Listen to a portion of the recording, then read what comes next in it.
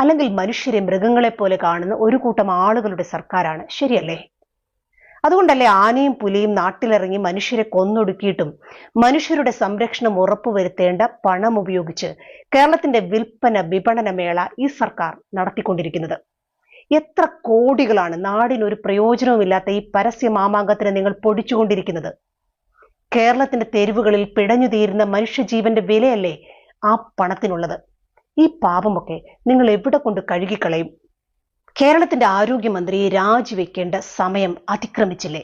കേരളത്തിലെ ആശുപത്രികളിൽ മരുന്ന് മാറി കുത്തിവെച്ചും ചികിത്സാ പിഴവ് കൊണ്ടും നിലവാരമില്ലാത്ത വാക്സിൻ ഉപയോഗിച്ചതുകൊണ്ടും എത്ര ജീവനുകളാണ് ഇല്ലാതായത്?